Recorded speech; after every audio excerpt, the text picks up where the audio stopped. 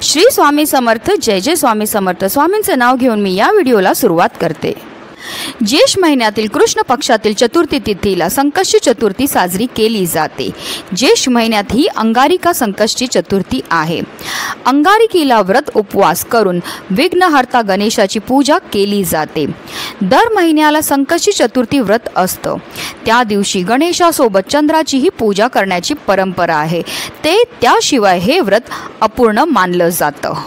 मंगळवारी येणाऱ्या चतुर्थीला अंगारिकी किंवा मंगळी चतुर्थी असं देखील म्हणतात।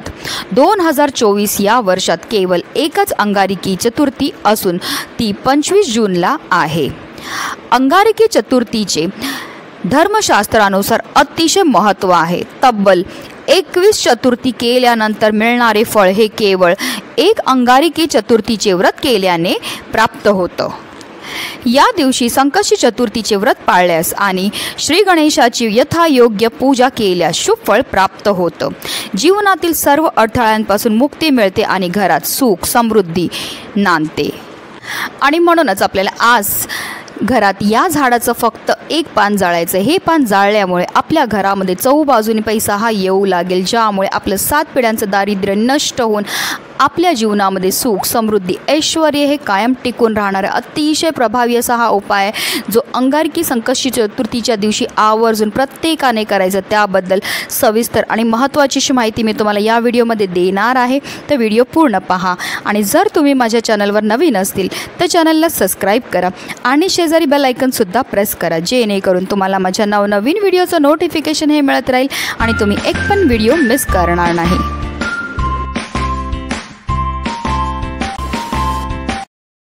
गणपती बाप्पांना आद्य देवता असं म्हणतात। ते बुद्धी, बल आणि विवेकाची देवत आहेत। अंगारिकी चतुर्थीला श्री गणेशाची व्रत देखील केले जाते। अंगारिकी चतुर्थीला व्रत केल्यास वर्षभरातील सर्व चतुर्थीचे फळ मिळते आणि व्यक्तीच्या मनातल्या सर्व मनोकामना सुद्धा पूर्ण होतात। अंगारिकी चतुर्थीला श्री गणपती 4 मस्तक आणि 4 हाताच्या स्वरूपात असतो। श्री गणपतीचे हे रूप संकटमोचक मानलं जातं, ज्यामुळे त्या दिवशी हनुमानाची पूजा देखील केली जाते।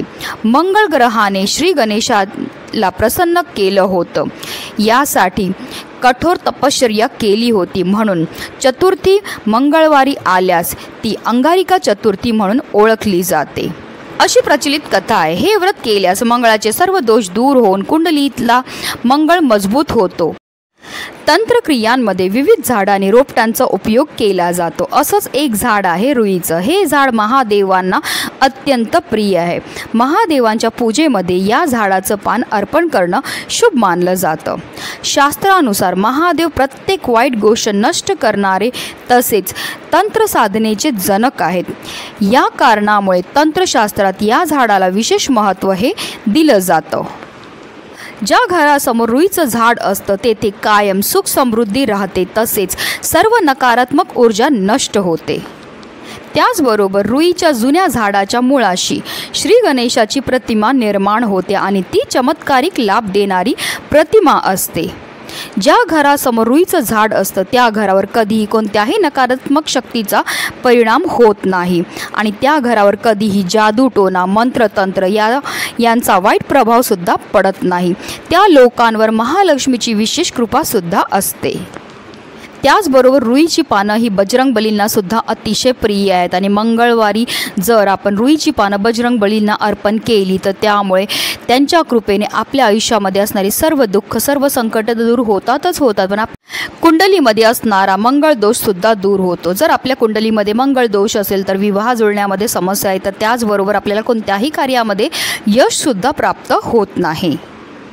आणि म्हणूनच आपल्याला आज पांढऱ्या रुईचं एक पान आपल्या घरी घेऊन यायचं। ते पान आपल्याला स्वच्छ धुवून मग पुसून घ्यायचं। त्यानंतर ह्या पानाची आपल्याला पेस्ट करायची। पेस्ट करताना तुम्ही मिक्सरमध्ये वाटून पेस्ट केली तरीही चालणार आहे। आता एक मातीची पंती घ्या, त्यामध्ये ही वाटलेली जी पेस्ट आहे ती टाका। त्याचबरोबर आपल्याला थोडंसं तूप टाकायचं आणि हे जी पेस्ट आहे आणि हे तूप हे एकत्रित करून घ्यायचं आणि त्यानंतर आपल्याला 2 फुलवाती घ्यायच्यात। लक्षात ठेवा 2 फुलवाती घ्यायच्यात आणि त्याच्या दोन्ही टोकं एकत्र करून त्या 2 फुलवातीची आपल्याला एक फुलवात करायची आहे आणि ही फुलवात जी आहे ती आपल्याला त्या दिव्यामध्ये लावायची आहे।